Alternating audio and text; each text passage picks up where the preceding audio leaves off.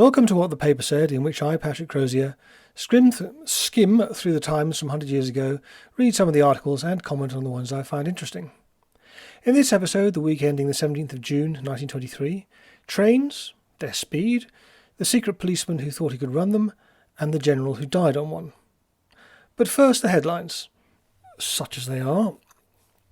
The main story this week is there's been a coup in Bulgaria, or as the Times puts it, a revolution in Bulgaria. The Prime Minister, Stamboliski, I did mention him in the 29th of April episode. He'd won, I say won in inverted commas, the general election, as in he'd got like 200 out of 250 seats, which is a number that is suspicious. And well, the Times itself had some doubts about the legitimacy of the election. Anyway, he'd won it in April, and now he's out. Actually, it's a bit worse than that, and now he's dead. This is what the Times had to say on Saturday, the 16th of June.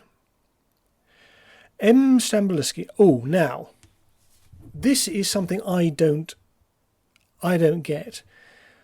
Whenever it's a foreigner, unless it's a German, they always say M. Now, M to me means, well, it's what you use for a Frenchman. You know, it stands for Monsieur. So why are they using M dot in front of a Bulgarian?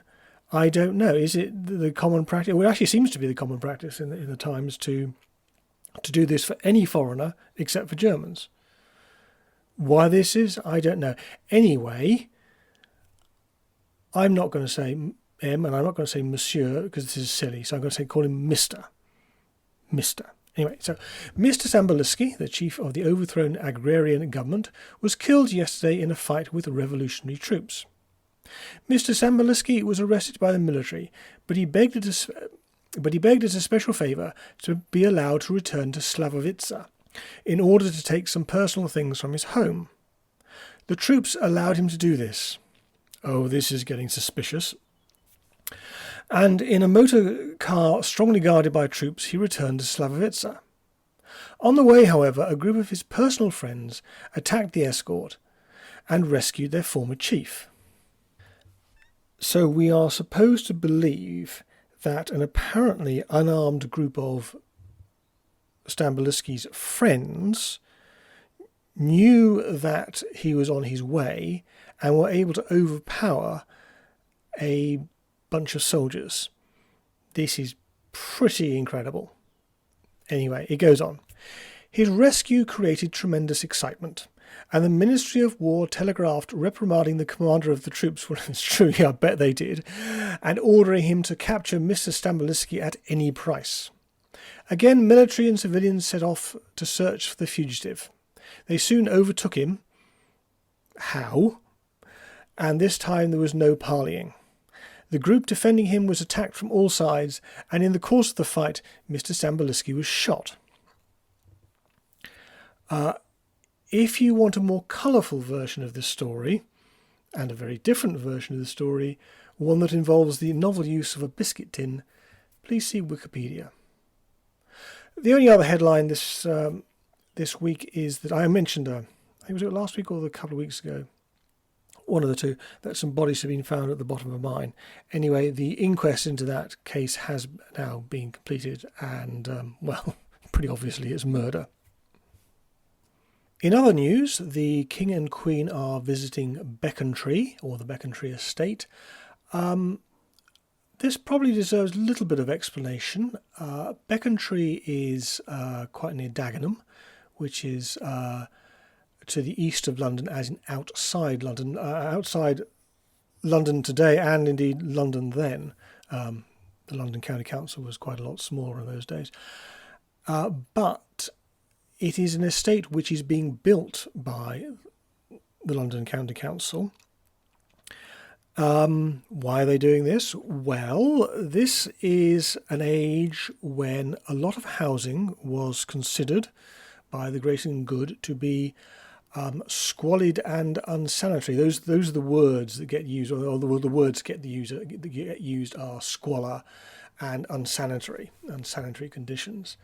I have tried to find out what these tend to mean.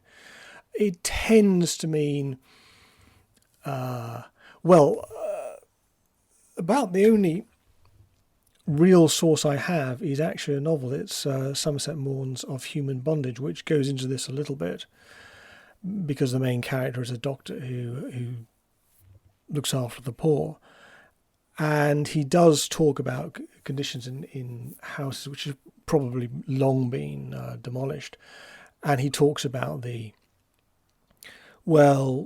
overcrowding is a word that gets used. Certainly people are crowded, and the families will live in one room, for instance, which is probably not great for the health.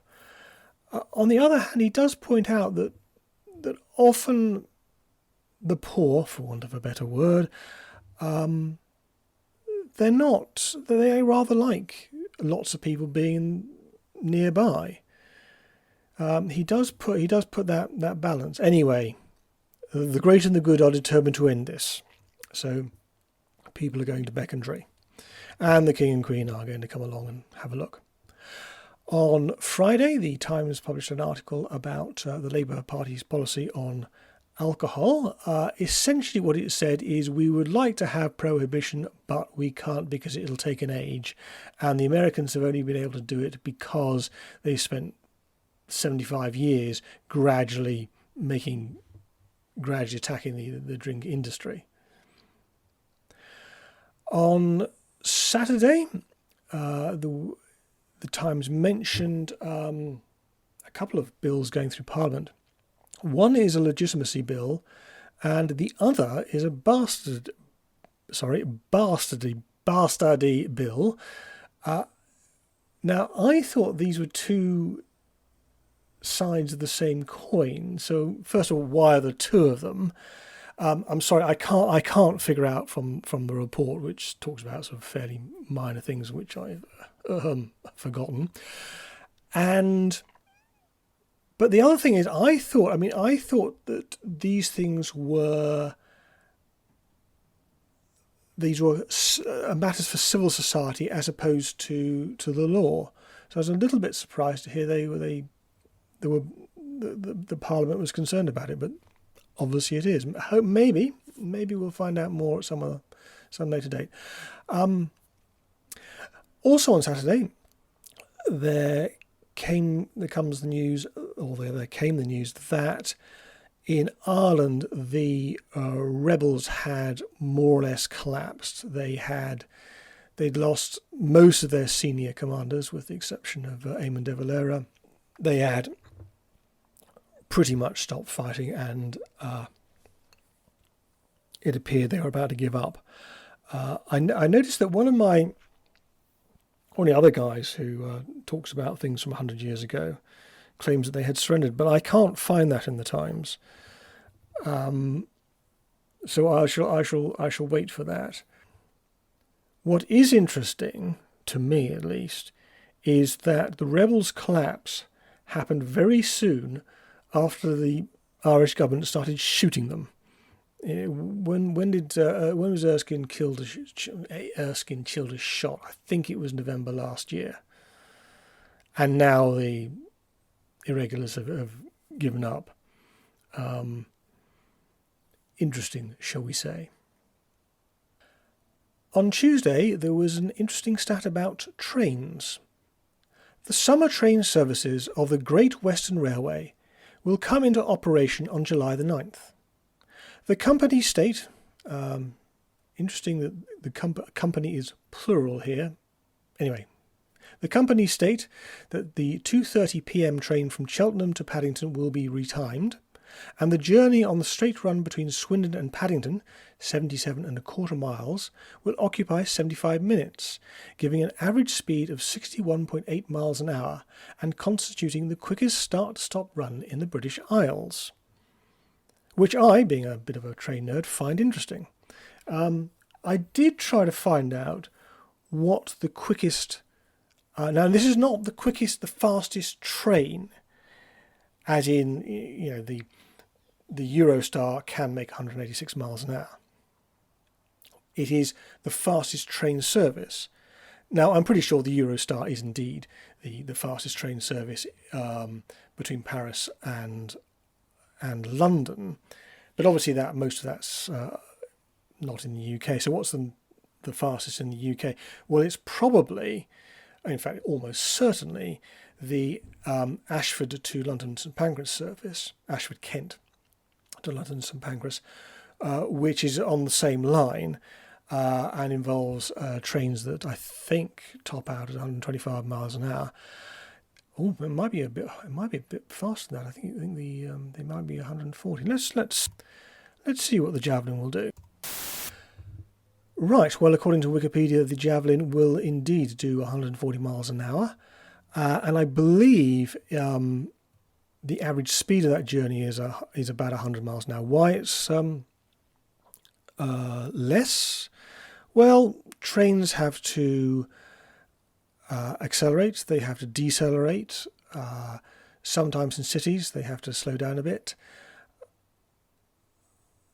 Sometimes there are other speed restrictions on the line. I would guess that's probably the reason. But I can't find an exact speed, which is interesting, and that feeds into a sort of a general thing. I think that well, this is a general theory, which I'm not going to. It's a half-baked theory that 100 years ago people were much more interested in statistics than they are today. Most people will not have heard of General James Grierson. Those who have will know that he was appointed head of 2nd Corps of the British Army at the beginning of the British Expeditionary Force, at the beginning of the First World War, and promptly dropped dead of a heart attack on his way to the front. In a train, in case that wasn't obvious. Still, a D.S. McDermott has seen fit to write his biography. On Tuesday the 12th, the Times reviewed it. As an organiser of and commander at manoeuvres, it would appear that he had no equal, and many a brother general went down before him. I can't deny I find this amusing because one of the generals who went down before him, as they put it, was Douglas Haig, who lost to Grierson in the 1912 manoeuvres. But despite that, and to his credit, he still contributes the foreword. It goes on. The period of his duty as military attaché at Berlin from 1896 to 1899 is probably of the greatest historical interest, for it was during this time that the German policy and attitude towards Great Britain began to change. He foresaw what must come, and when he became Director of Military Operations in 1905, began to work for the Entente. Colonel Huguet, the French military attaché, wrote to him in 1909, Vous avez été un des meilleurs et des plus convaincus artisans de ce rapprochement. Now, this I find interesting because the Times makes no effort whatsoever to translate that sentence. The best I can do with my schoolboy French, such as I can remember, is that you have been one of the best and most convinced architects of this rapprochement between the two of us. So that's Grierson's footnote in history. Who knows what might have happened, but it didn't. The series of articles on the Soviet Union I mentioned last week continued this week. This is from Thursday the 14th. It is this helplessness and this administrative incompetence which make the Bolshevists still retain the terror. When Dzerzhinsky was appointed to the Home Ministry and the Commissariat of Communications, Dzerzhinsky is the head of the secret police, by the way, he found such a muddle on the Siberian railways that it was impossible to bring grain across the Urals. across the Urals into European Russia, whereupon he rushed eastwards, not to remove the technical difficulties by better organisation, for he knows nothing of railway matters, but to scare everybody out of their wits by threats and vociferations. A lovely word, vociferations. I will try to incorporate into something anyway. He goes on, and curiously enough, he succeeded to some extent, for out of sheer terror all the railway staff worked as they had never worked before. Which is truly terrifying, because that phenomenon is bound to reinforce the belief amongst people like Dzerzhinsky and other communist thugs, for want of a better word, that terror works. The Times' special correspondent also talks about Samogonka, I hope I've got that right, Russian homemade vodka, because non-homemade vodka is illegal. Well, homemade vodka is illegal. The whole vodka is just illegal in communist Russia at the moment. This is what it has to say. Large quantities are smuggled across the frontier from Estonia and Latvia, though I am not sure that I should use the word smuggled, since it comes across openly, all the Russian frontier guards being hopelessly intoxicated at the critical moment. In real life, insurgents have recently made a couple of incursions into the Belgorod region of Russia. This may explain how they've made it look so easy. Anyway, that's all for this week. I apologise for the what I assume is going to be the general lack of quality.